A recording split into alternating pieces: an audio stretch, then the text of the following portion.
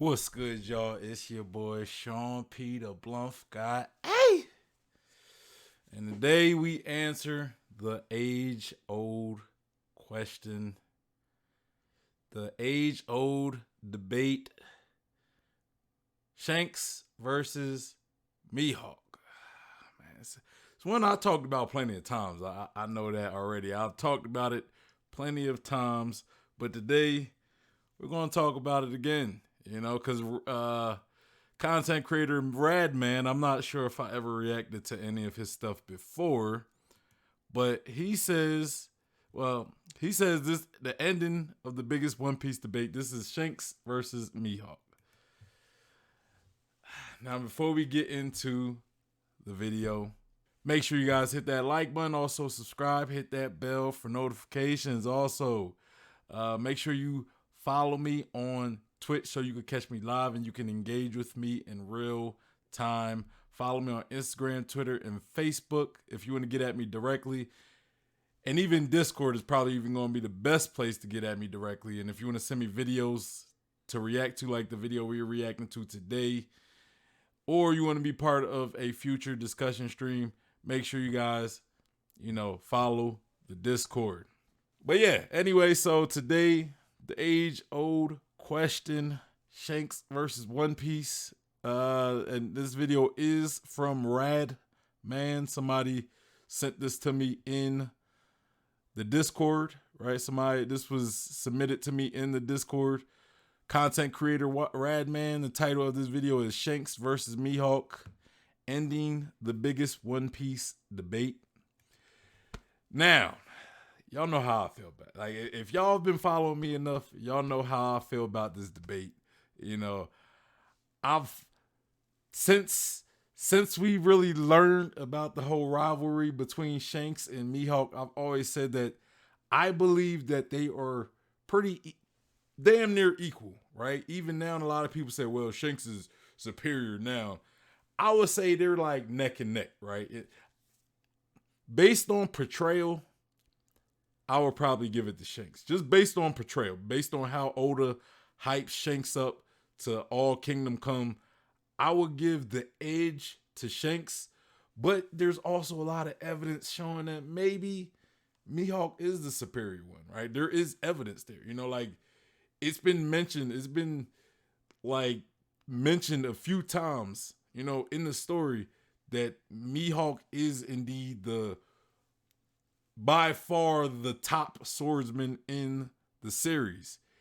And if we get literal, Shanks is a swordsman, right? Shanks is a swordsman. Now, there's a lot of arguments saying, Shanks probably is more versatile, right? Hockey's probably superior. He probably could fight hand to hand, even though it'd be like one hand, and a nub, one hand, nub.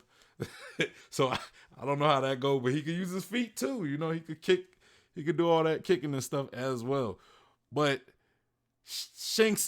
Mihawk is touted to be the most skilled and strongest swordsman in the world, in the One Piece world, right? So if you just take that and take the fact that Shanks is indeed a swordsman, that he seems like he fights with his sword and he is a swordsman, we haven't seen Shanks not use a sword in the fight, even though we haven't really seen much of Shanks as a fighter. But if Shanks is like a swordsman, like to the core, right, you can make the argument that Mihawk is indeed better, right? But people also take into account that Shanks has the title of Yonko. Yonko are touted to be strongest characters in the series, right?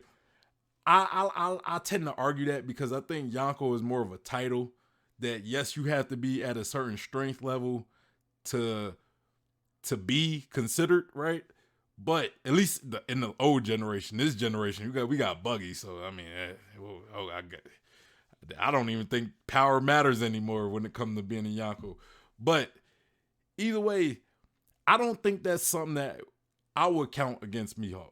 I wouldn't count that against Mihawk. Why I wouldn't count him not being a Yonko to boost him that high is because I believe to be a Yonko, you have to have a certain type of ambition, right? You gotta want to control territory. You gotta have a crew. You have to possibly want to become Pirate King, right?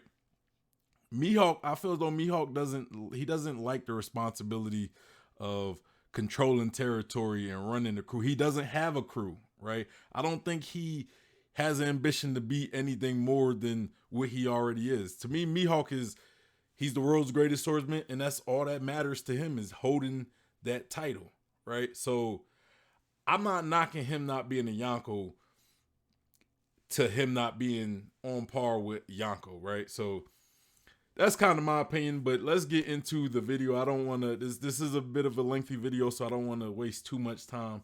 So let's get into it. And the link to this video will be in the description box. Okay, let's go. Mihawk versus Shanks. Mihawk versus Shanks, baby. This debate has plagued the One Piece community since what honestly feels like the dawn of time. Which is crazy to me, because I believe the answer is incredibly obvious. Based on everything we know at this current moment in time, Bruh, I just gotta say this, man. You know, y'all know Mihawk is my guy. He's my favorite character. Y'all know that. The reason why he's my favorite character is because his introduction is the moment I really kind of, it's the moment that One Piece like grabbed me. You know what I'm saying? It's like, it's the moment I realized that One Piece wasn't some kiddie pool. You know what I mean? When it comes to like the strength level, you know, that his introduction showed me like, oh, so they are serious in this anime. Cause up to that point, we had what, like Captain Kuro, Captain Axe Hand Morgans, the Don Krieg, guys like that, right? Like not that impressive guys. I mean, we seen Garp, but we didn't see what Garp could do though. And we seen Shanks, but Shanks ain't really flex other than punking that Sea King out.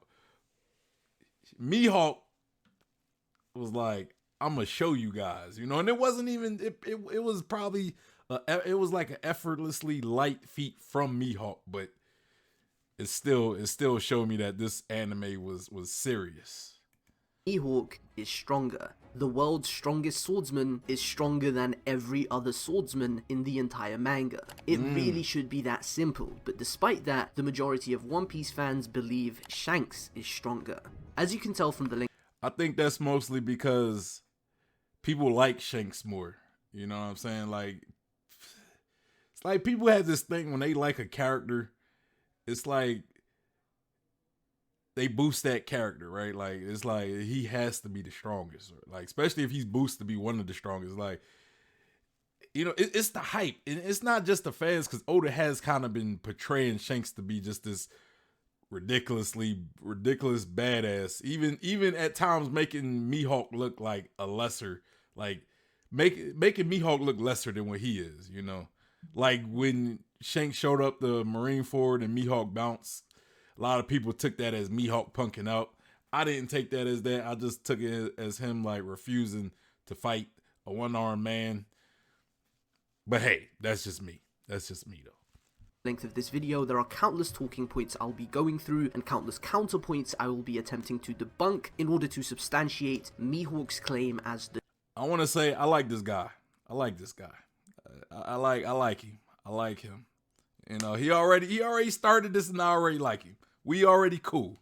Let's go. Stronger of the two. The tricky thing with power scaling in One Piece is that Oda can be a very ambiguous writer. He does not like to give you straight up, clear-cut answers, which leads to readers having various different interpretations. Bro, I hate that about Oda, bro. I hate that about Oda, bro. Like, give us some clear answers, bro. Stop being so goddamn vague all the time.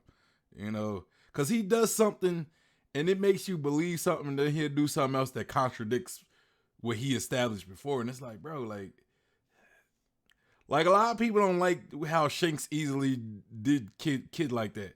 Now, me personally, I kind of have my own view on that, right? Like, because people compare it to how Big Mom fought Kid, compared to how Shanks just easily just low diff Kid.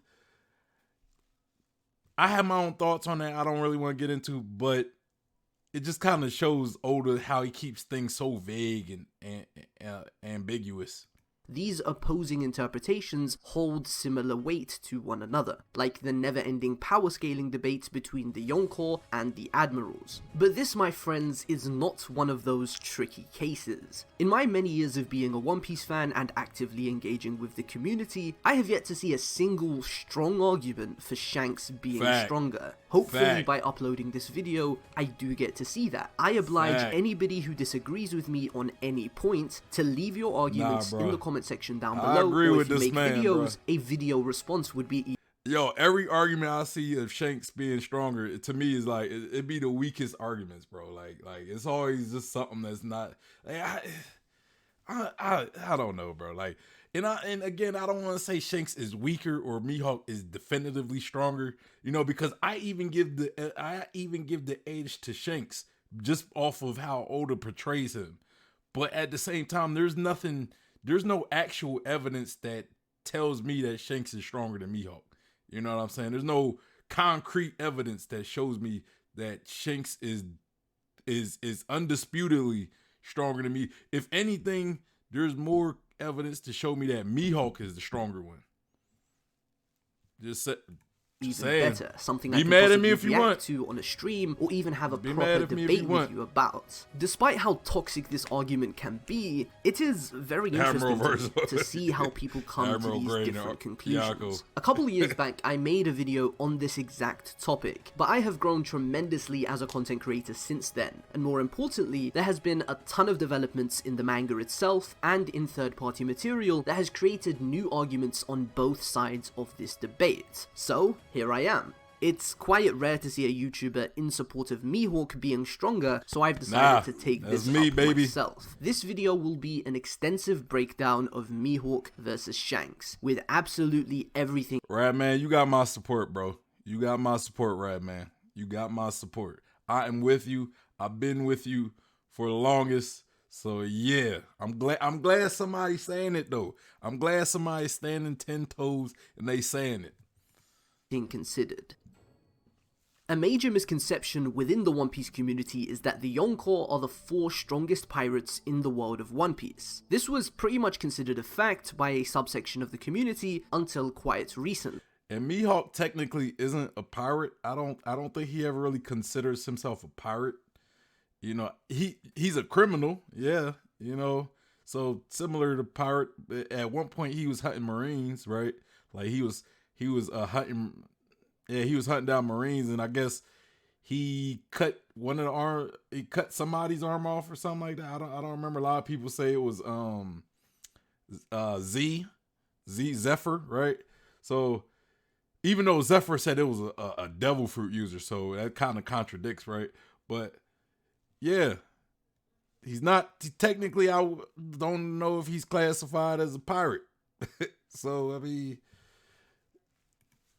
when Buggy became a Yonko as a result of the Cross Guild's establishment. However, there was no precedence for this interpretation since forever. When Garp introduced the concept of the New World's Yonko, he referred to them as the 4 greatest pirates. There's a very important distinction between greatness and physical strength. In order to become a Yonko, there are countless things that need to be taken into consideration outside of pure physical strength. You need to rule over territories, have authority over various individuals even outside of your own crew, and of course, have strong subordinates within your crew. The title of Yonko is... Exactly, it's a title that you have to, and I will also add you have to be strong as well. I will also say you have to be individually strong, even though I don't think that's the case anymore, especially with Buggy. But I would say you have to be individually strong. But again, it's a title you gotta be qualified for. Like if you're just as strong as Shanks, but you don't have any territory, you don't have any crew, like you're just by yourself, could you be a Yonko? Like if you wanted to be a Yonko, you wanted, you know, be considered a Yonko, could you? Like if you didn't want to rule over territory and you didn't want to have a crew and a big ass fleet, I don't think so. I don't think so. You know, because you need a big crew to manage that fleet, or to not the fleet, but to manage the territory. You need a fleet to manage your territory. So, yeah.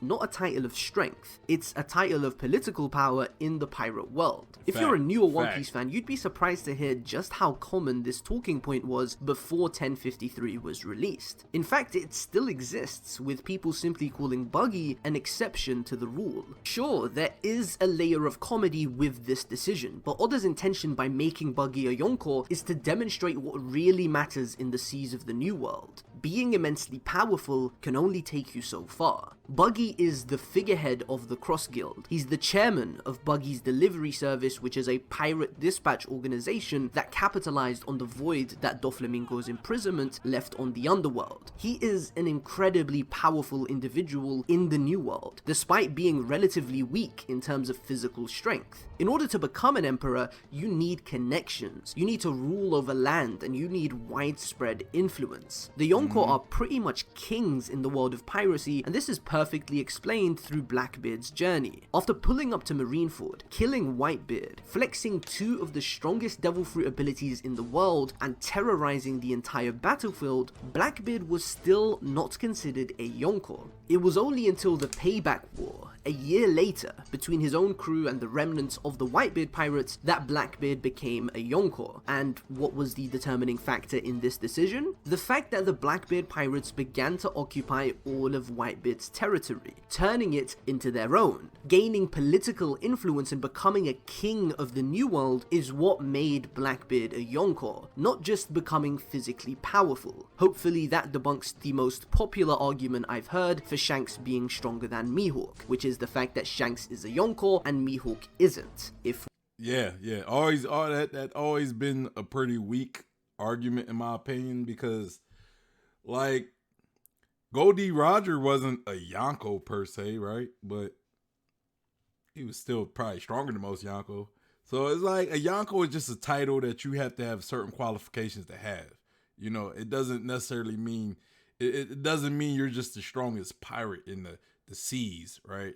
Even though I would say the Yonko are among the strongest individuals. Like is Rayleigh? Like, how strong is Rayleigh?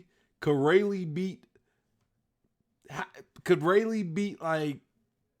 like Big Mom, possibly? Could Rayleigh beat Big Mom? I don't know. I don't think so. I don't think that Rayleigh is in his prime. I think in his prime, maybe he could beat Big Mom.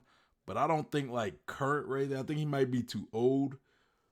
But, you know, age ain't always everything. Like age ain't always a disqualifying factor. You know, Rayleigh could still be strong enough to defeat somebody like Big Mom. But yeah, like I don't know. You know, I don't know, because I think Mihawk could beat pre-Gear 5 Luffy.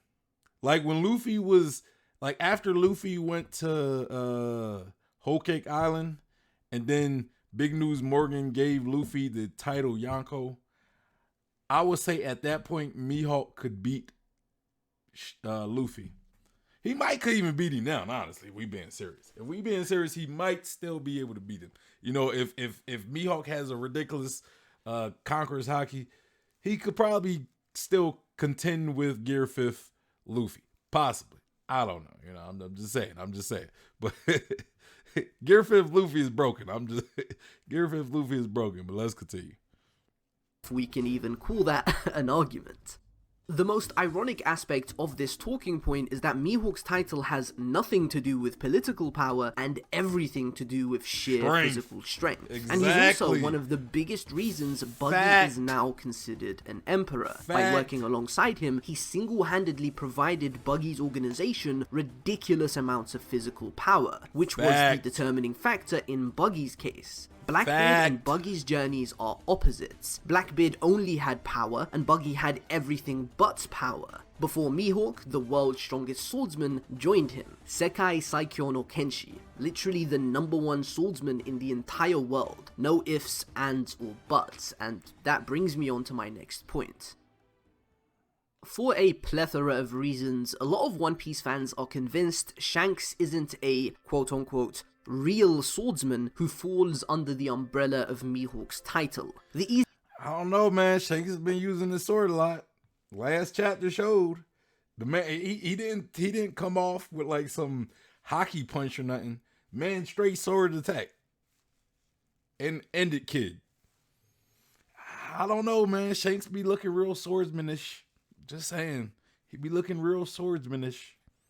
Easiest counterpoint to this is the existence of this artwork. In December 2021, there was a fan-submitted artwork depicting various different characters. Zoro, Shanks, Mihawk, Law, Cavendish, Oden, Shiryu, Rayleigh, Roger, Hachi, Vista, and Kaku, all in a spread with the words One Piece Swordsman in the background. But as I said, this is a fan-submitted artwork, so it's obviously not an official confirmation in of itself. But there's more to this point, because this artwork is officially captioned by Oda himself, who stated the full lineup of swordsmen, when they cut, it hurts. Which means Oda...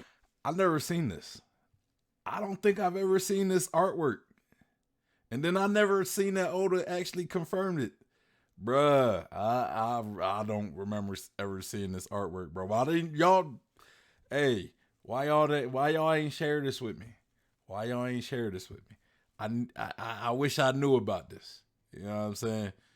It considers all of those aforementioned characters, including Shanks, swordsmen, and by extension inferior to Mihawk, the world's strongest swordsman. Obviously, there are many officially confirmed swordsmen missing from this list of characters, like Kinemon, Brook, Izo, Kabaji, Johnny, Yosaku, and so many more, but what's particularly interesting about this artwork is that characters like King and Mr. One aren't included, and they make up the biggest arguments for people who believe in the idea of real or true swords.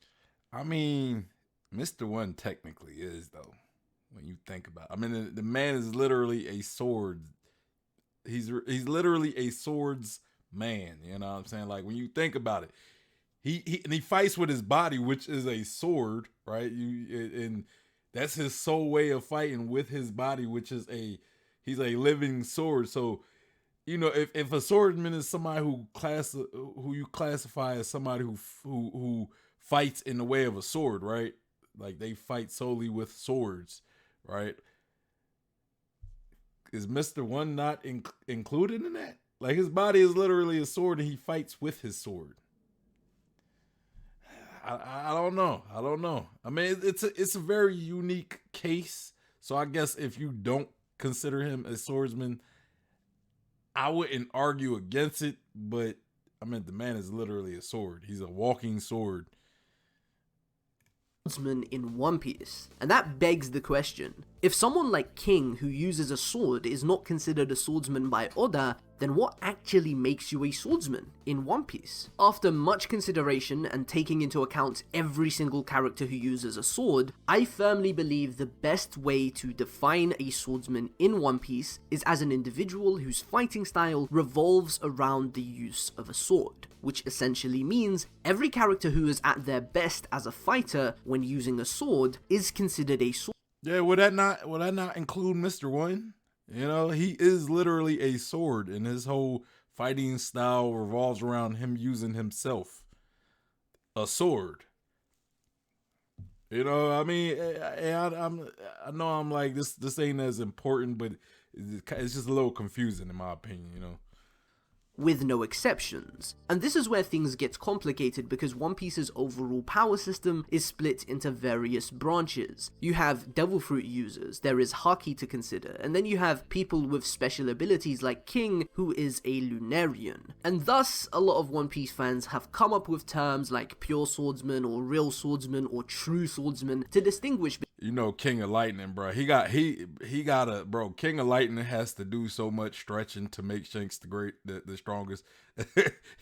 His man, you like, well, Shanks ain't a true swordsman like me, y'all. So like, yo, King of Lightning be reaching, bro. He be reaching. He like, bro, like, I ain't gonna lie. And when it comes to this debate, I never really heard a good argument from King of Lightning. When it comes to this debate, it's mostly driven by pure biasness. But I guess you could probably say the same thing about me. So, I mean, who am I to talk? You know, who am I to talk? You know, we're both biased. just on the opposite side of the spectrum. You know what I mean? But I also give enough room to admit that maybe Shanks is stronger. You know, because how Oda portrays him. So I don't think I'm purely biased. You know, yes, I am biased on Mihawk's side, but I can also admit that, you know, Oda has been building Shanks up like he is probably stronger than Mihawk. You know what I mean? But a lot of the clues and evidence to me, in my eyes, is more in favor of Mihawk. Like the actual stuff we see in story, you know.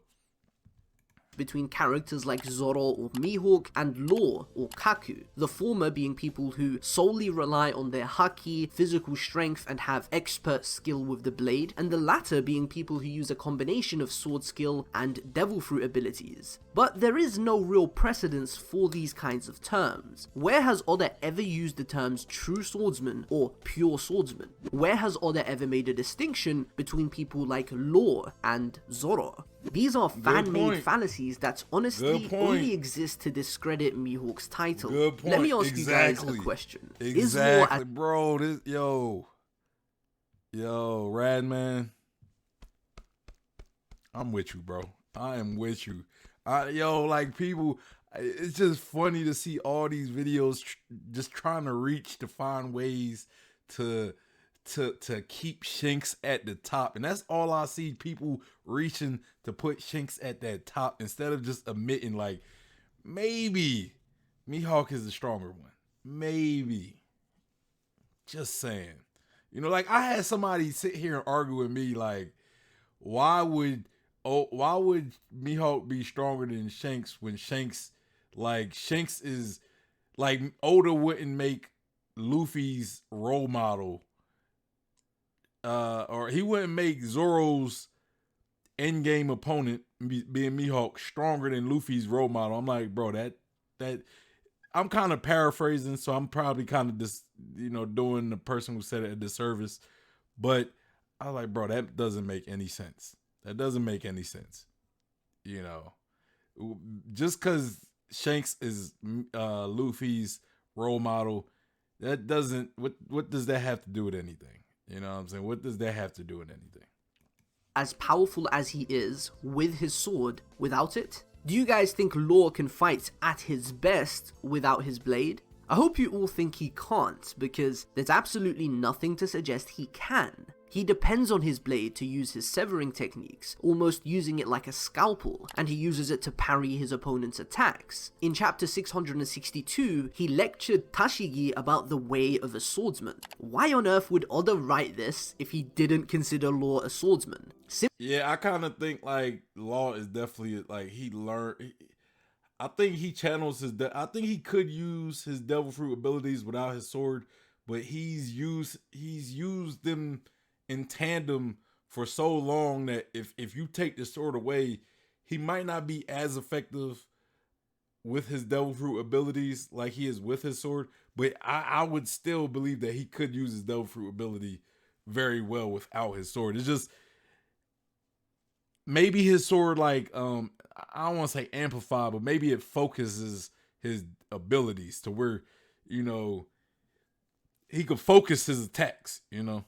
Simply because someone is using supplementary abilities in conjunction with their sword doesn't make them any less of a swordsman. And that brings me to King, the user of an ancient Zoan fruit and a member of the Lunarian race who also uses a sword. Many One Piece fans use the existence of King to discredit Mihawk's title and promote their agenda of differentiating between quote-unquote pure swordsmen and people who just use a sword. Which to me is pretty ironic, because King might be the final nail in the coffin for this argument. The existence of King actually further substantiates my understanding of what constitutes a swordsman. King is a canon example of someone who Oda clearly does not consider a swordsman despite them using a sword. Going back to the definition I previously outlined, a swordsman is someone whose fighting style revolves around the use of a sword. So King not being a swordsman actually makes perfect sense.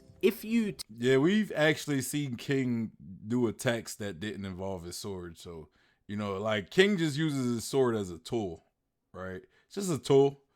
you know, but it's not like something his whole style fights around, you know. Shanks, like we haven't seen Shanks enough of Shanks to see him ever fight just barehanded, right? But every time we do see Shanks in action, he does use his sword all the time. He's always using his sword. So the evidence that we've seen of Shanks so far shows that he primarily uses his sword. Now that could change when, you know, we see Shanks go all out in the fight. It could change. Maybe he doesn't use his sword all the time. But so far, what we got is it does seem like Shanks is a swordsman.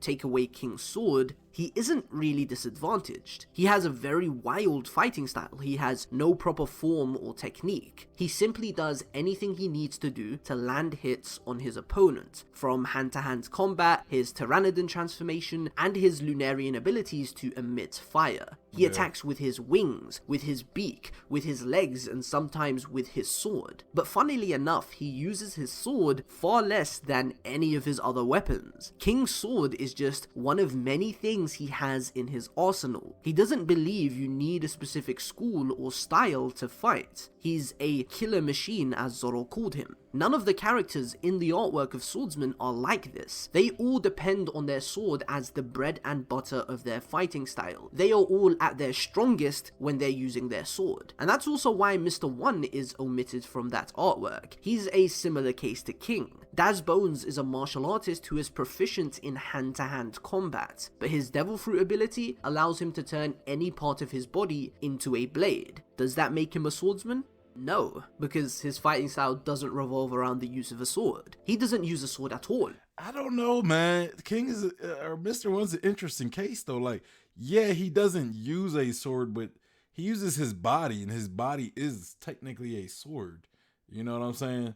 So, like, I guess you wouldn't say it, because if you actually gave Mr. One an actual sword, like you put it in his hands and be like, all right, let's fight with these, like you use this specific sword, like this sword, not your body, but use this sword and let's sword fight. Would he be skilled at it? Probably not. Probably not. So I guess I could see why somebody would consider him a swordsman, but then I could see why you wouldn't, right? The fact that he is a sword and he uses his body to fight, which is like he's using a sword to fight, it is, you know, and by this definition, he is kind of using the sword because he's using his body. So it's just a weird situation, very unique situation. But I guess I wouldn't classify him as a sword either, though, or as a swordsman. He uses his Devil Fruit to turn his body into a blade, and uses that in conjunction with his skill in the martial arts. Then, what about Kaku? He's also pretty similar to King in terms of having a wild fighting style and using everything he has at his disposal. He is proficient in Rokushiki, he has a Devil Fruit, he is proficient in Haki, but Oda still considers him a swordsman. Again, we go back to the definition I outlined. Unlike King, Kaku is at his best when he is using a sword. He was stated to be the most proficient swordsman in CP9. And unlike King, he has a specific form, a specific style. He uses Yontoryu, or the four sword style. Hopefully I've successfully addressed what constitutes a swordsman in the eyes of Eiichiro Oda, as there's no other definition for a swordsman in One Piece that is as logical and coherent as this one. So with that being said, let's bring it all back to Shanks. In every single combat scenario we have had involving Shanks so far, he is shown to be dependent on his sword. We saw him as a kid using his sword. In the battle against Shiki, he is shown using a sword. In his legendary sword duels against Mihawk, he obviously used the sword. When he met Ace, he reached for his sword.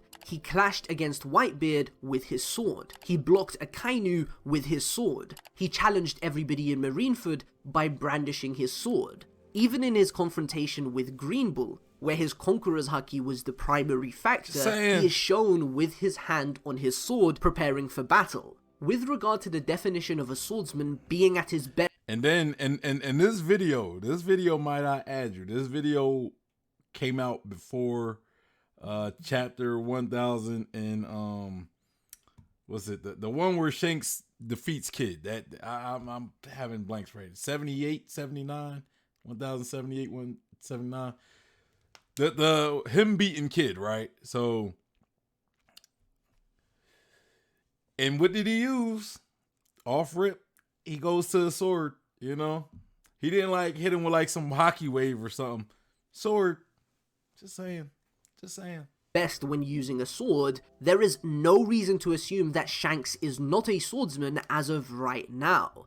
Do we really think Shanks would willingly opt for a weaker fighting style in all of those scenarios? Against Whitebeard, another Yonko? Against Navy headquarters and Blackbeard, the man who gave him his throbbing scar? It honestly makes no sense, not just from a power scaling standpoint, but from a narrative and character perspective as well. Based on everything we know about Shanks, he doesn't like violence. He respected Colby for his bravery in standing up against the Kainu because of the needless bloodshed. His interference in Marineford was specifically because he couldn't idly stand by as people were dying. His entire reason for meeting Whitebeard and clashing with him is because he didn't want to see Ace in danger by pursuing Blackbeard. Why on earth would someone like this willingly nerf themselves, when all that really accomplishes is drawing out battles, which means more violence? Due to Shanks having what is easily the most impressive Conqueror's Haki feat we've seen in the entire series thus far, many people have chosen to call him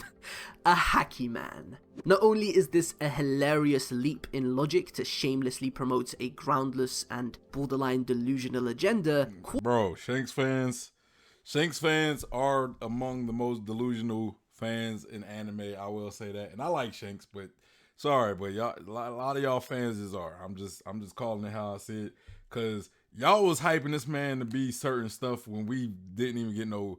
We hardly got any feats from this guy, and it's like, oh, he's just the greatest in hockey. When in the story was it said he? And I'm not saying it wasn't stated that he had like probably like his hockey was ridiculous, but y'all be saying like I've heard stuff, and I'm like, bro, I've never heard that in the story. When was that stated? Calling Shanks a Haki Man displays a fundamental misunderstanding of swordsmanship in One Piece. Sword skill is synonymous with Haki skill for swordsmen, which includes Conqueror's Haki due to the developments in Wano and the introduction of advanced Conquerors and Conqueror's coating. Let's really think about this for a second. What even is Haki? The general understanding of Haki is that it is a power system, and while that is true to some degree, I think this is a limited understanding of what Haki actually represents. Haki is more of a constant law in One Piece's universe than a power system comparable to Devil Fruits. It's the manifestation of your willpower, something every single person can tap into with the knowledge of its existence and extensive training. Whether you're a swordsman, a sharpshooter, a martial artist, or a fighting cook who kicks a lot, Haki is something you need to learn and master to survive against top tiers regardless of who you are and how you fight. The level of proficiency you have in whatever fighting style you adopt has a ceiling, and Haki breaks through that ceiling and becomes your main focus. In order to become a master swordsman, you must become a master in Haki, in armaments, in observation, and for the very best, in conquerors. The biggest boost Zoro has had in terms of power in the entire series has come from growth in Haki, not him learning a new sword technique or gaining strength in his physicality. The only lesson we've ever seen Mihawk teach Zoro was in a Dressrosa flashback where he taught him about armament Haki hardening. Haki is not an exclusive power system. You literally can't be a Haki man. It functions as a supplementary multiplier to whatever type of fighter you are. It works in tandem with your existing abilities, which ultimately means Shanks is a... That definitely is true though, because when we look at like, you know, I think somebody who is a great character to really prove that, because swordsman, you know, that's one thing, right? Like swordsman is one thing, but a great character really prove how Haki kind of is molded around your fighting style is Usopp, right? Usopp back in Dressrosa. Usopp, like we know Usopp, his fighting style, he's a marksman, he's a sniper, right? Like he's usually using his kabuto, right? To almost as a gun, right? But he doesn't use guns. He uses his kabuto, which is a slingshot. and he's very accurate. But when we seen his observation haki bloom, it didn't bloom we didn't see him use it in the same sense that Luffy uses observation haki, where it's more of a precog thing, where it's like he can sense an attack coming, so he can like dodge it because he understand where it's coming and when it's coming, right? So he could dodge it. And Usopp used observation haki more as a way to observe the area around him, right? Like Sugar was like far as hell. I can't remember, like she was far behind, and she was like behind the wall. And so he pretty much used his observation haki to see through this wall and to pinpoint Sugar's exact location. So that's how his observation haki bloomed. It bloomed to be able to sense people's presence and their location. Also, Fujitaro, right? He used observation haki where he was able to sense the people around him and how they felt because he's blind. So his haki, specifically observation haki, it bloomed to mold around his blindness, which he has to fight with that blindness. So that's how his observation haki bloomed, to almost compensate for his blindness, And maybe I don't know if when you have observation haki, right, you can I don't know if Luffy could develop the same type of observation haki that Usopp has or Fujitaro has, or if Fujitaro, since how he used his observation haki to sense the people around him, if he can develop haki at a precog level, maybe the fact that Fujitaro got rid of his senses though made it to where he could awaken his haki a lot further than most people who depend on their eyesight. You know what I'm saying? So it could be a unique situation for somebody like Fujitaro because he's blind. So he could develop like both types of observation haki. But I don't know. We haven't seen that yet. So I'm only going off of what I've seen from Fujitaro. But I would think since he's more of a hand-to-hand fighter, that maybe having like the precog observation haki might actually be useful. I would think, but he might need both, right? He might need one observation haki to be able to tell the presence of his opponent, right? Where they're at. And then he might need the precog to be able to react at sufficient speeds to like incoming attacks, especially since he's blind. A swordsman regardless of how powerful his haki is, and there's a very strong case for Mihawk having superior haki to Shanks overall, as blasphemous as that may sound to many people watching this. If Mihawk is superior to Shanks, the chances are he has superior haki as well. Mihawk's epithet is Hawkeye, and it was originally supposed to be clairvoyant. I think that Shanks might have superior Conqueror's haki, right? I kind of think that Shanks' Conqueror's haki might be superior, because I think Shanks has to have something going for him. Like if we're going off the idea that Shanks being the swordsman, that means Mihawk is superior to him, especially Mihawk being the strongest swordsman. I would think that Shanks would need something in his arsenal that puts him on par with Shanks. And I think that might be Conqueror's haki. Like his Conqueror's haki might be ridiculous. And so far what we've seen in Shanks' Conqueror's haki, it might be. Both of those names imply that Mihawk's reaction speed and vision is one of his greatest skills, which is obviously attributed to observation haki. Then we have the fact that Mihawk is the only person in the history of the series to have a black blade, with the exception of Ryuma, who is literally known as the god of the blade. Given the appearance of black blades looking as if they're permanently coated with armament haki, we can infer the process of... I mean, Zoro got a black blade, but I get what he's saying though. Because Zoro got Ryuma's black blade, or had Ryuma's black blade, you know. But I mean, the only confirmed person, because I refuse to believe that nobody else in the history of One Piece, like their universe, never had a black blade. Like, you know, I would think possibly one of the Gorosei, the Gorosei member with that sword. I would think he possibly might have a black blade too. You know what I mean? But Rayleigh don't even have a black blade. Damn, like Roger didn't have a black blade. Rayleigh didn't have one. Whitebeard, even though you know that I forget what you call that staff he has, the staff with the blade, but the blade wasn't black. You know, could those blades become black though? I would think they could. Of turning your blade into a black blade has something to do with mastering armament haki. With regards to Conqueror's haki, although Mihawk hasn't been confirmed to possess the incredibly rare ability, it's almost guaranteed that he not only has Conquerors, but is very proficient in it. Yeah, I think Mihawk has Conquerors. I think he has to have Conquerors. You know, I think to be like somebody who's trying to be the world's strongest swordsman, that's a conqueror right there. Y'all know my view on y'all know my view on like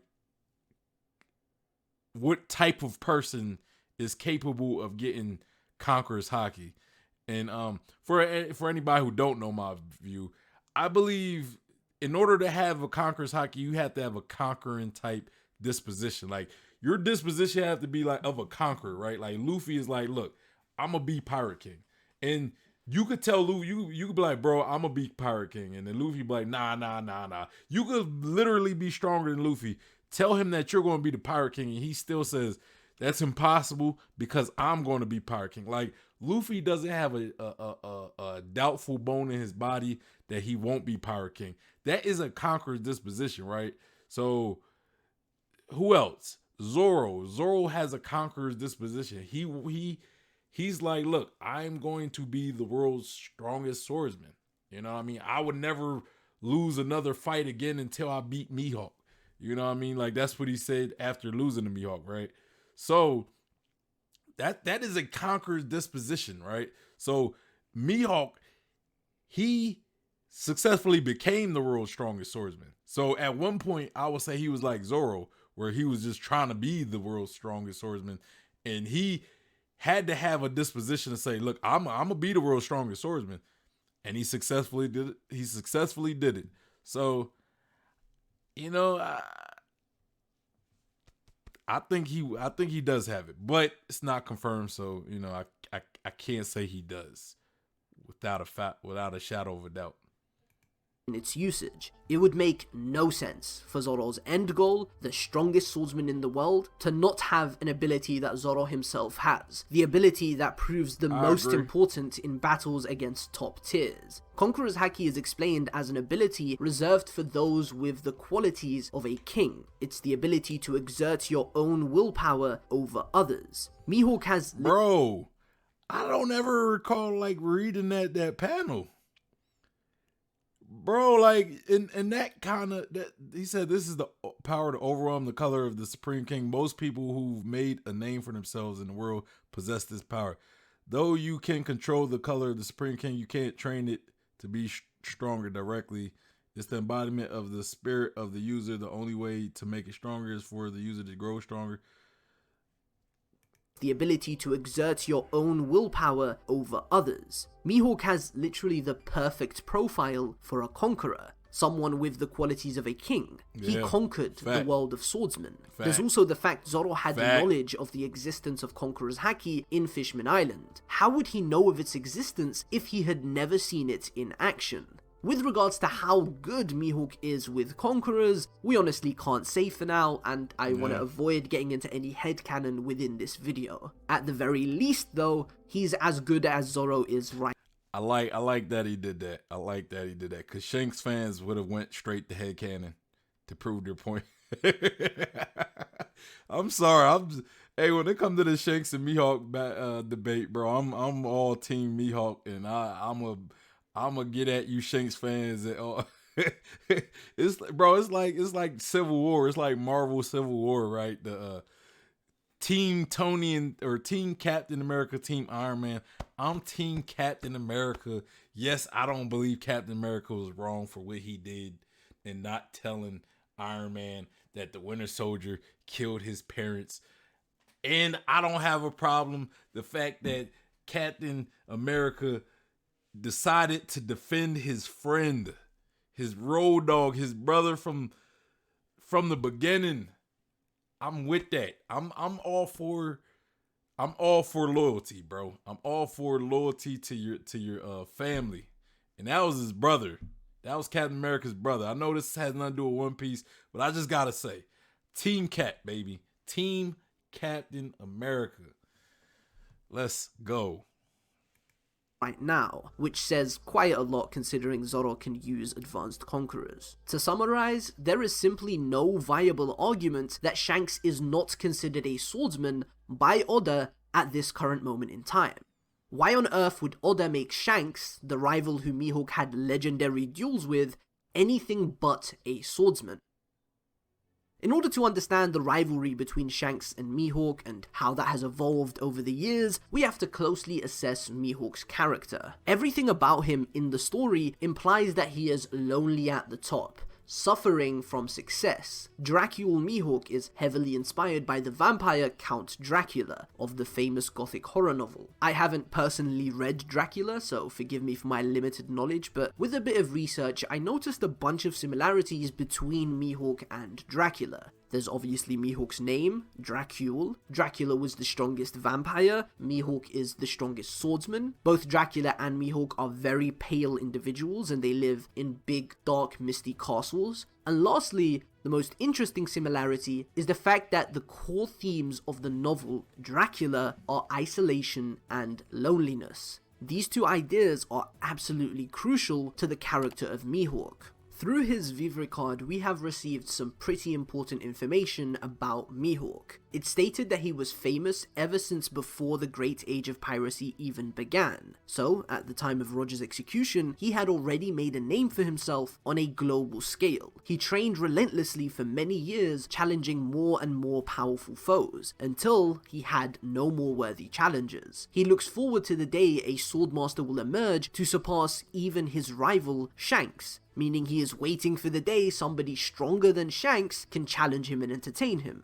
In the world of swordsmen, and why would Mihawk wait for somebody who's stronger? If let's go off this idea that Shanks is stronger than Mihawk.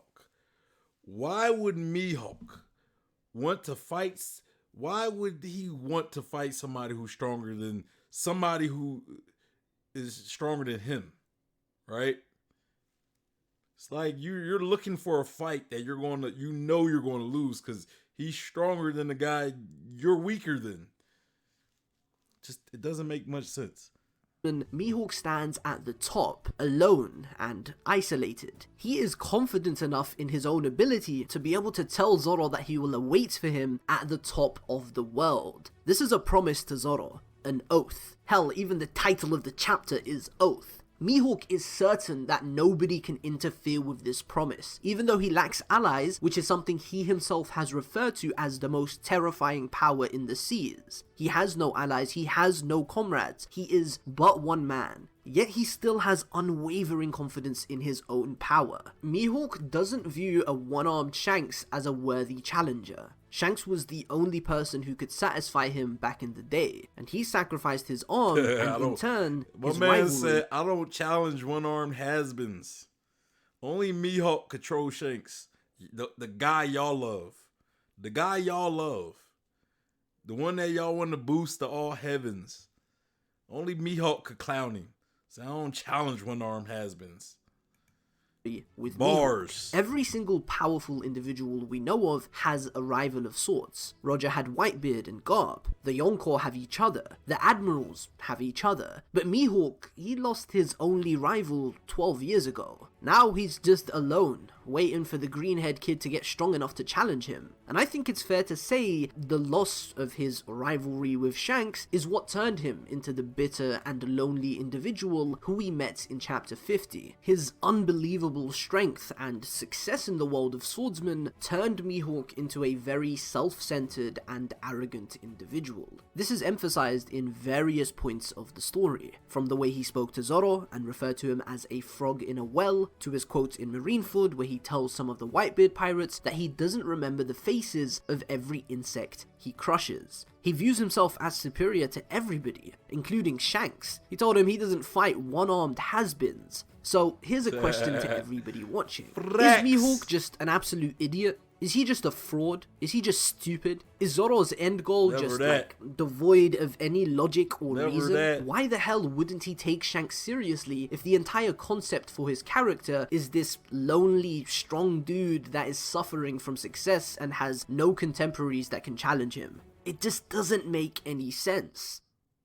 Many people use the argument that Shanks becoming an emperor 6 years ago, 6 years after he lost his arm, means he became stronger after losing his arm. I've already established that the title of Yonko has less to do with power and more to do with influence, but let's just say for a second that this is true. I don't really have an opinion on this because whether Shanks is stronger or weaker now doesn't really change anything. The ultimate point is the fact that Shanks' potential was thwarted when he lost his arm. By losing his dominant arm, the ceiling for Shanks' potential was lowered dramatically. Besides that just being the obvious logical outcome, this can be justified through the narrative. Shanks himself stated that he wagered his arm on the new era, on Luffy. If losing his arm wasn't a big deal and didn't matter for Shanks, it completely invalidates one of the most important moments of the series. It invalidates the most important moment for his character. The reason I'm even addressing all this is because Mihawk's existence would make very little sense in retrospect if Shanks is stronger than him.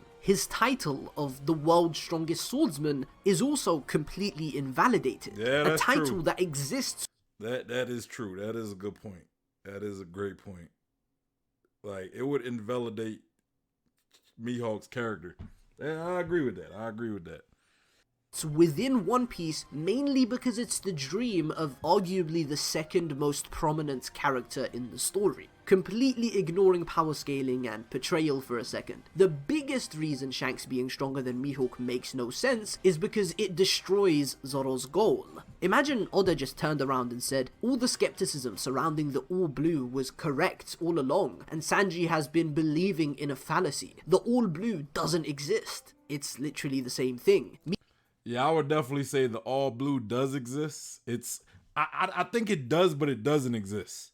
I think as of now, the All Blue doesn't exist, but when you destroy the red line, right? When you destroy the red line, you create the intersection of all the East Blue, the North Blue, the West Blue, South Blue. You create that intersection, which is essentially what the All Blue is. It's the intersection of each of the main seas, the East, the North, West, South Blue, right? So as of now, it doesn't exist though. But with the destruction of the red line, which I think is the end game of the series, the end game plan of the series, yeah, you got it.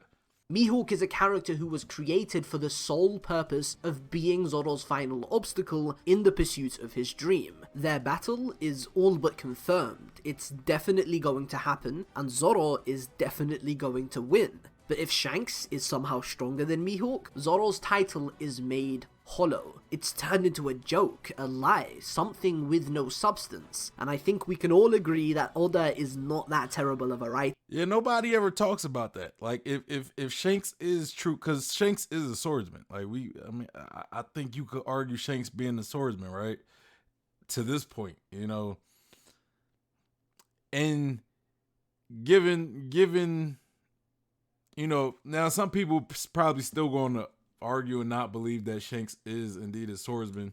So, I mean, if you don't believe it, you know, I guess it'd be a difference it'd be like agree to disagree, right? But if we're going with Shanks being a swordsman and Shanks is stronger than Mihawk as a swordsman, then wouldn't Zoro have to defeat Shanks? Just saying, because Zoro technically wouldn't be the world's strongest swordsman. Later.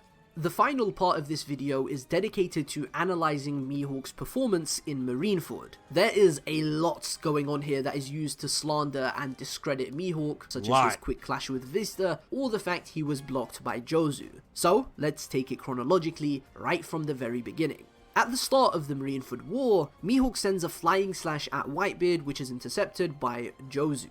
In order to understand why a slash directed at the world's strongest man cannot cut a mere commander, there are two things that need to be addressed. Firstly, Jozu's durability. Jozu is without a doubt one of the most durable characters in the world of One Piece. His Vivricard referred to him as a diamond man with an unparalleled toughness, which can be used to...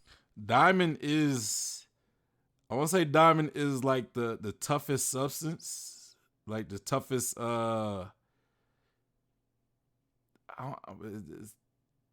the toughest mineral, precious mineral.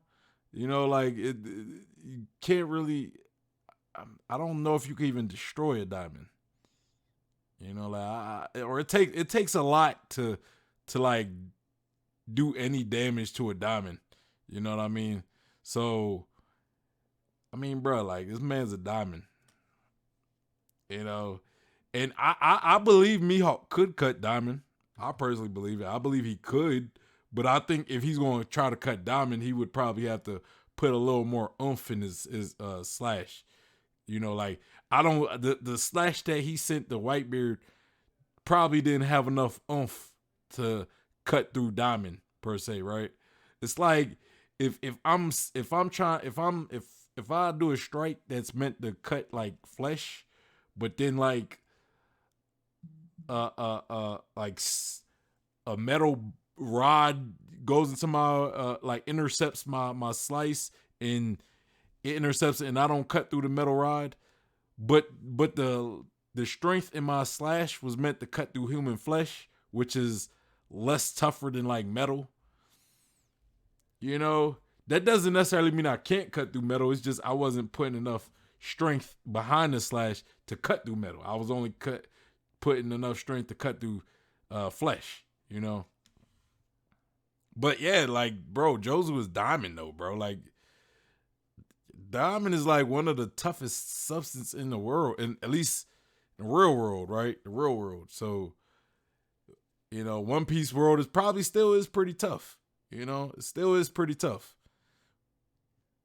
To argue that he has the absolute best durability in the entire One Piece verse. The only reason Aokiji could effortlessly take Jozu's arm is because Aokiji throws him to the bone, which completely negates the diamond durability. I really don't see how this effortless attack from Mihawk being intercepted and stopped by Jozu can be bad to Mihawk's portrayal in any way. But then you'll get people saying Mihawk can't cut diamond, which brings me to my second point, the breadth of all things. At the end of Zoro vs Mr. One, we are introduced to this concept through a mini flashback with Koshiro, who taught Zoro that the pinnacle of swordsmanship is to protect what one wishes to protect and to cut what one wishes to cut. A blade that injures everything it touches isn't really a sword.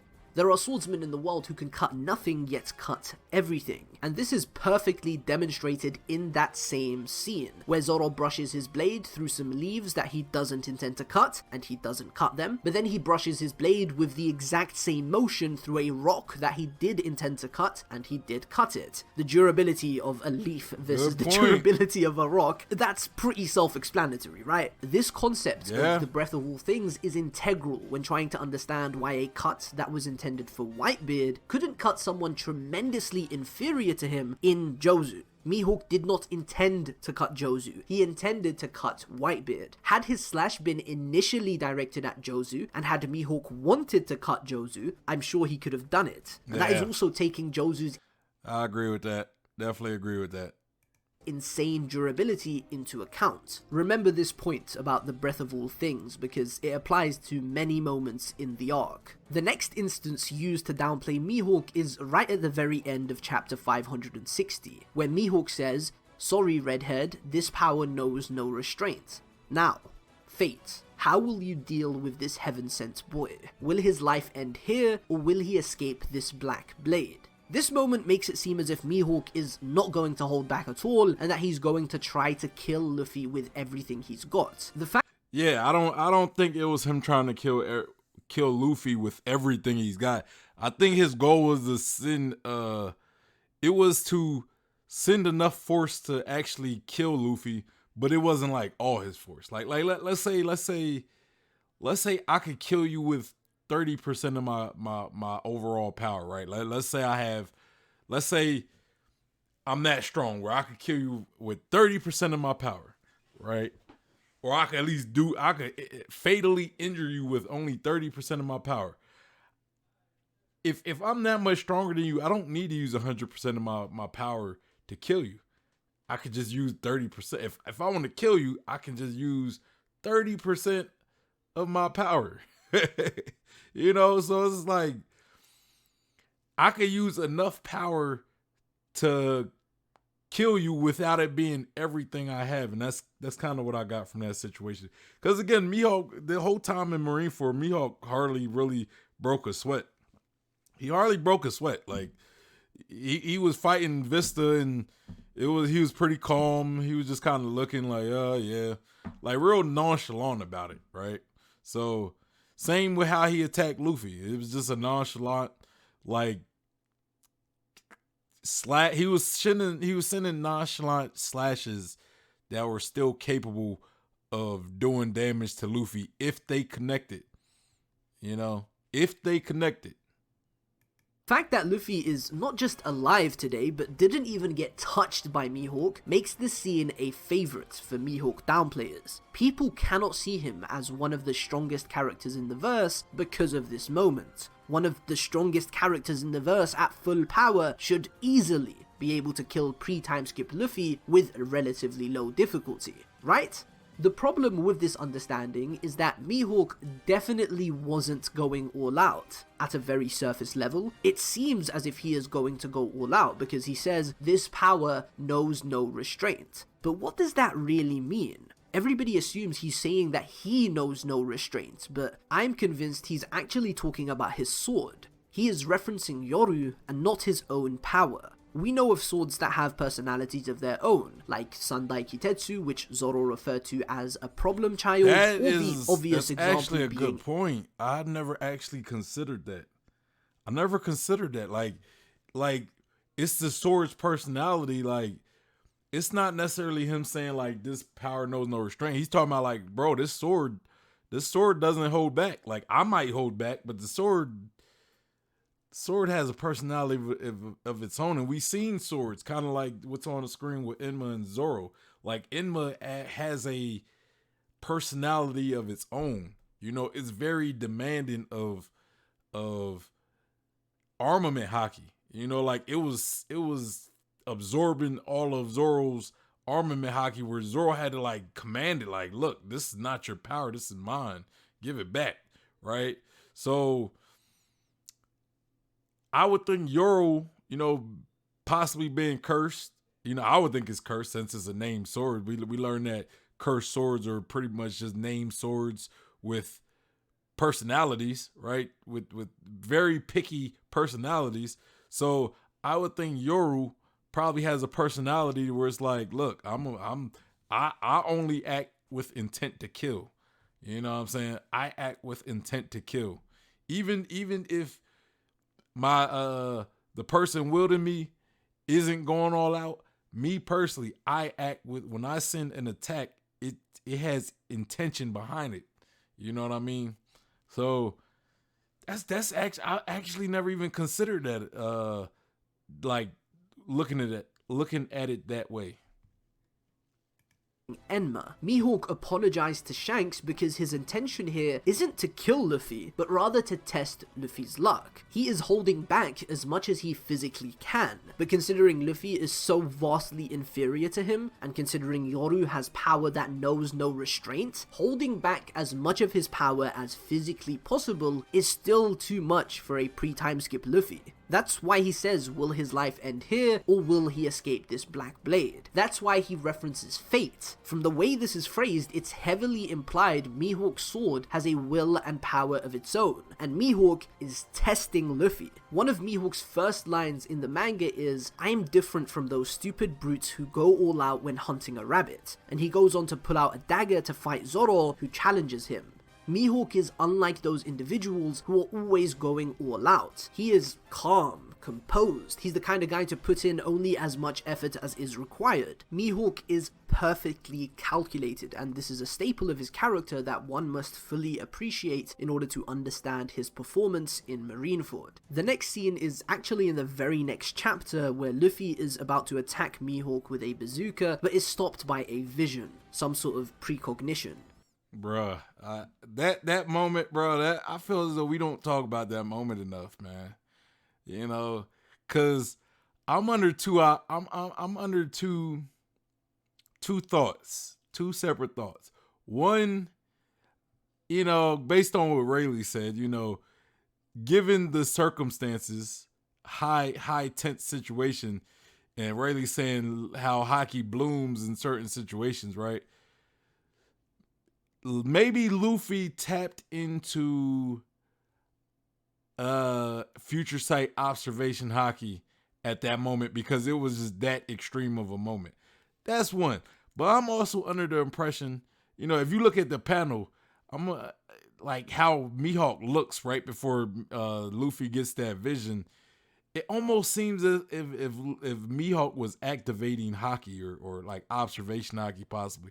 And I'm kind of under the thought that Mihawk might have an ability where he can implant images in people with his eyes, right? Like maybe he was able to grant Luffy future sight observation hockey in that instant, just to kind of save Luffy. Like, look, if you send that, here's what's going to happen if you try to attack me with that attack. And then Luffy seen it and was like, yeah, you're right, I'm good.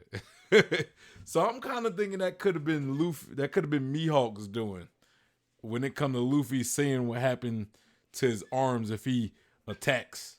Luffy has a vision of his hands being cut off if he actually attacks Mihawk, and he freezes, choosing not to attack him out of fear for losing his hands. The fact that Luffy is genuinely afraid of attacking Mihawk here speaks volumes to me. In this entire war, the only time Luffy shows us a hint of fear is in this interaction with Mihawk. Hell, Luffy attacks all three admirals at once with unwavering confidence. Yet an interaction with Mihawk alone has him questioning whether or not it truly is worth it.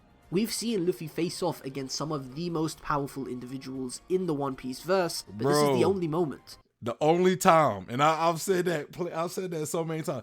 Luffy has done some of the most ridiculous stuff with no hesitation, bro. No hesitation. When have you ever seen Luffy hesitate, bro? He geared third Kaido in dragon form when when Kaido showed up. You know, in the beginning of Wano, right? Just no hesitation, bro. And it don't matter who it was up against and how one-sided the fight was. We never see Luffy hesitate. Yeah, Luffy definitely hesitated with Mihawk, though. He was like, future sight. Nah, I'm good. Yo, Mihawk put the fear of God in Luffy, bro. In the entire series, where Luffy was truly intimidated by his opponent. And that in of itself is enough for me to really respect Mihawk's... Okay, there is one other person that actually did intimidate Luffy, though, that we kind of forget. It's Garp. Monkey D. Garp. But, you know, it's Garp, bro. It's Garp. It's Garp. performance in Marineford. But we're not done. Right after that, we get one of the most impressive feats in the entire series that is unfortunately heavily slept on by the One Piece fandom. Mihawk effortlessly slices the humongous iceberg or glacier that Aokiji created when he throws Whitebeard Tsunami. He does this without batting an eye. This is an attack intended for Luffy that Luffy managed to dodge, and that's probably the size of a mountain too, cause I wonder how far back it is compared to the picture, right? Because you know, if it's close, it'd probably be a small mountain. I would say like a small mountain, but yeah, it's like a small mountain, I would think. And it ended up becoming one of the most ridiculous feats in the series, completely effortless from Mihawk. This is just as spectacular as Law cutting the Punk Hazard Mountain in half. It's honestly sad that this feat isn't mentioned more in power scaling discussions. Law also used his devil fruit for that though, compared to Mihawk's was all swordsmanship. You know, Law's was probably like a bit of swordsmanship and devil fruit. Like the devil fruit ability amplified the effectiveness of the slash. But yeah, that was an impressive feat from Law as well though. That definitely was. Because it's genuinely groundbreaking. Next, we arrive at Mihawk vs. Vista. This is the Shanks fanbase's absolute favorite moment in One Piece. Every single time you mention Mihawk's power, or say he's stronger than Shanks, they bring up Mihawk versus Vista in order to downplay him, and at this point, I'm not sure if people believe what they're saying, or if they're just trolling. Firstly, this isn't a fight, it's a skirmish. I mentioned earlier that Mihawk is always holding back, and that is especially true in this instance. He doesn't go all out against Vista because he doesn't need to.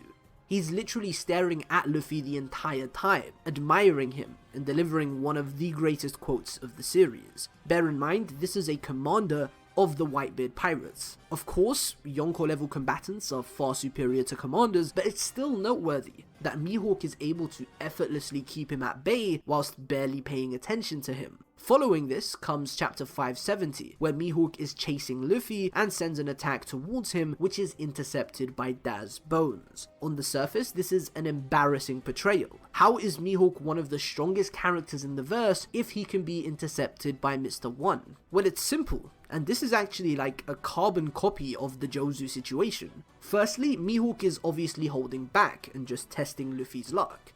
Secondly, Mr. One is far more durable than Luffy, who didn't even possess armament haki at the time. And thirdly, the breath of all things. Mr. One, like Jozu, was far inferior to the person Mihawk intended to cut. However, he was far more durable. Had Mihawk intended to cut Mr. One, he very well could have, and that is canonically proven because in the very next page, Mihawk effortlessly destroys Mr. One with an even simpler slice than his first one. Y'all forgot about this moment. I ain't even gonna lie. I low-key forgot about this moment with like Mr. One intercepting that attack, and I forgot Mihawk like destroyed him right after. Like it don't even matter if Mr. One. What Mr. One did, because Mihawk dispatched him right away after. The argument is invalid after that, because he was still able to cut him even afterwards. You know, once he put the right amount of effort into cutting Mr. One that he needed to, it was no problem. The first slash wasn't intended to him, so he didn't cut the Mr. One. Second time was intended, so he did cut Mr. One. And I think it would have happened the same with Jozu. Just goes to show the importance of the breath of all things when it comes to understanding Mihawk in Marineford and just swordsmanship in general. And the last thing I'm going to quickly brush over is something I am appalled I even have to address. Mihawk leaving the battlefield once Shanks arrives. For some reason, people interpret this as Mihawk... Yo, people who really use this argument, because I've heard it, like, Mihawk was afraid of Shanks. Oh my god, y'all are ridiculous. Like, y'all are like, a lot of y'all are like super dense. Like, y'all don't have no room for nuances and nothing. So I don't blame y'all for thinking the way y'all do. Y'all have very shallow thought processes. I'm sorry, it's just how it is. So I get it.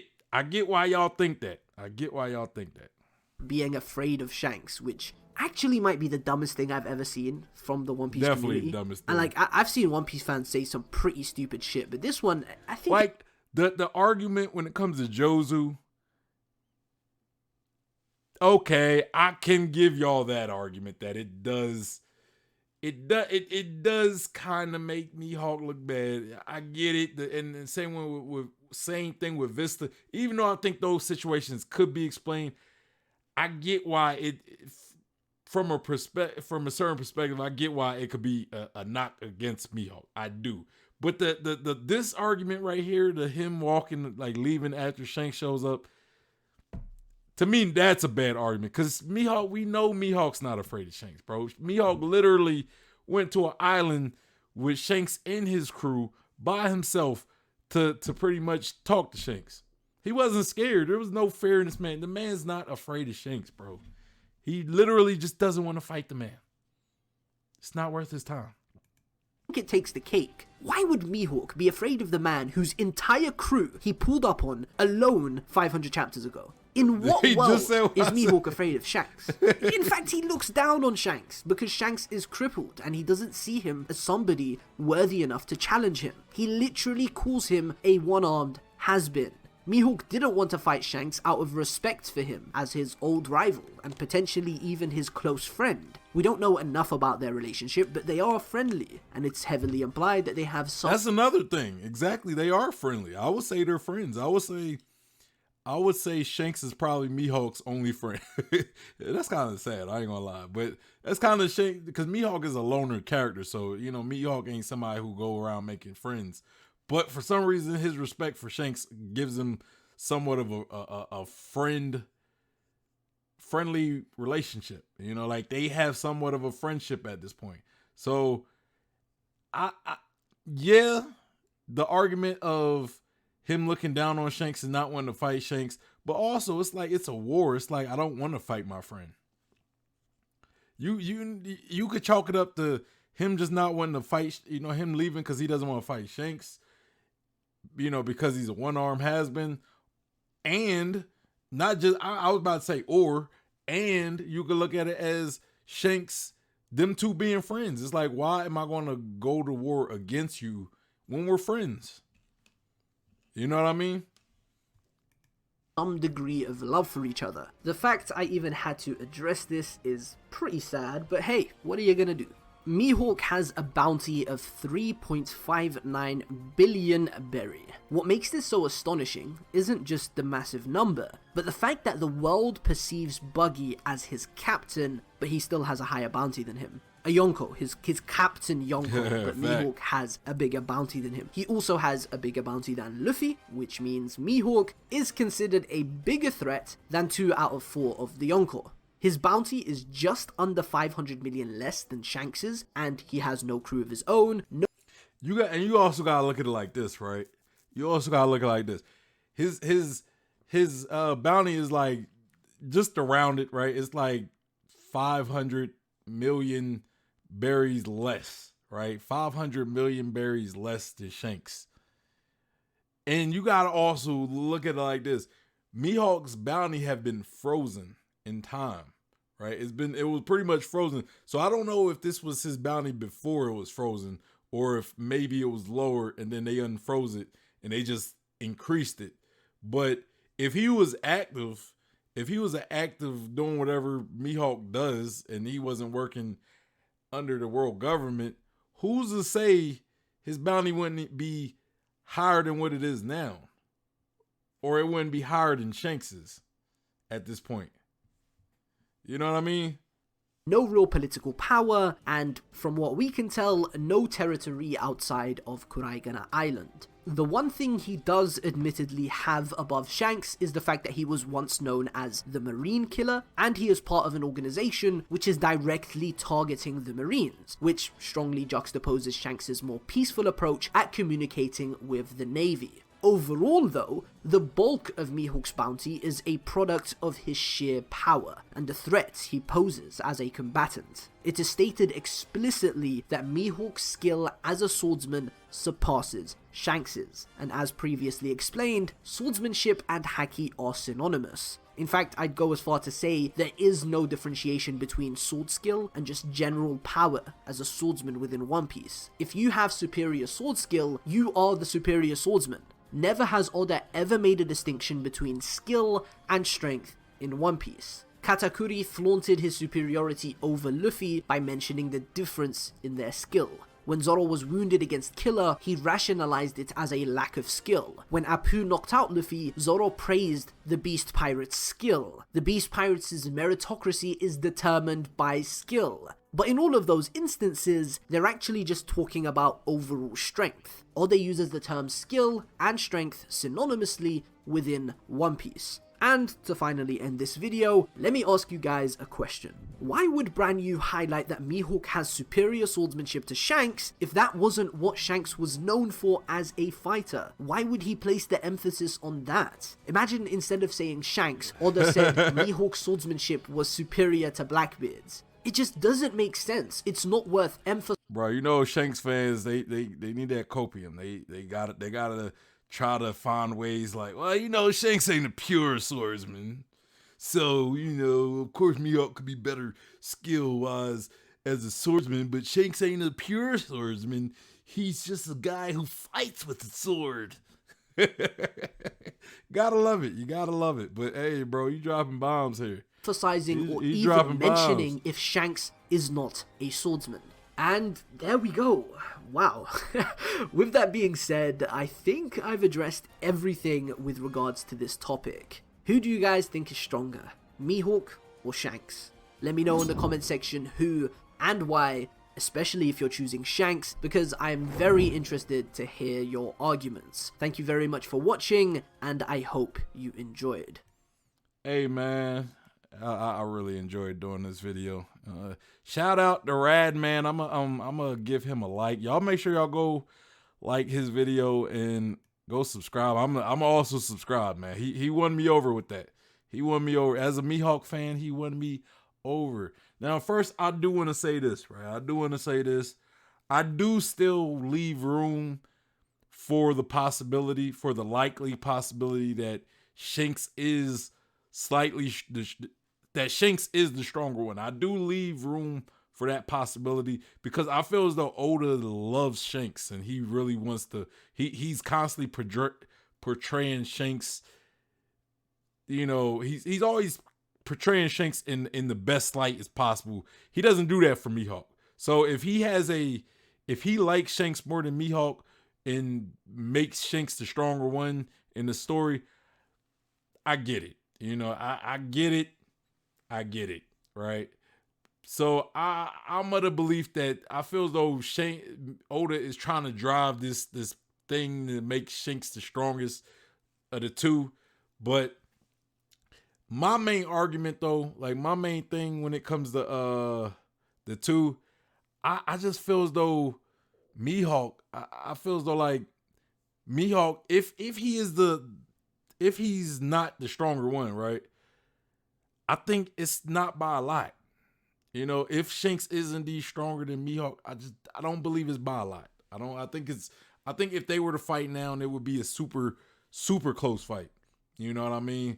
I think the evidence of the story supports Mihawk more, but Oda's like love for Shanks kind of leans more towards Shanks. And in a lot of people's eyes, their perception of Shanks or their perception of Shanks, they love Shanks more, so they're gonna go with Shanks, right? So, you know, portrayal is kind of working in Shanks' favor, but the hype, some of the evidence works more in Mihawk's favor. So it's hard, bro. Like Oda makes these power scaling debates, you know, saying who's stronger than who. He makes them so difficult because he's so ambiguous with things. Sometimes he'll give you one piece of information that supports one character. Then he gives you another piece of information that supports a different character. So I don't know. You know, I don't know. I go with Mihawk, but with the likelihood of Shanks being the stronger one. But I know that's kind of teetering the line, playing the fence, I guess you could say. You could say I'm playing the fence, I guess. yes, maybe I am, but I'm looking at it from like Oda, just his love for Shanks. I'm looking at it like his love for Shanks might actually make Shanks the superior one. You know, but I think by how the world has been built, I think Mihawk should be the stronger one. You know what I mean? It makes more sense for Mihawk to be the stronger one. Him being the world's strongest swordsman, kind of like Radman says, and not only him being the world's strongest swordsman, but like some of the stuff where it's like Shanks being a swordsman. The fact that Shanks is a swordsman, and it's been stated that Mihawk's skill as a swordsman is superior to Shanks's. You know what I mean? So there's that. But that is it for the video, you guys. Make sure you guys hit that like button. Also subscribe, hit that bell for notifications. Also comment down below your thoughts on the video. What did I get right? What did I get wrong? I know a lot of people going to disagree with what I got to say. Let me know down in the comments, please. Also follow me on Twitch so you can catch me live, and follow me on Instagram, Twitter, Facebook so you can get at me directly. And if you can also follow me on Discord or join my Discord if you want to get at me directly. Probably the best place. You can also send me content to react to, and you could become part of a future discussion stream. Make sure you guys join the Discord. All of these will be in the description box below, as well as the video that we just reacted to. So y'all make sure y'all show Radman some love and go subscribe to his channel. Anyway, y'all, it's your boy Sean P, the Bluff Guy. Now I'm out of here. Peace.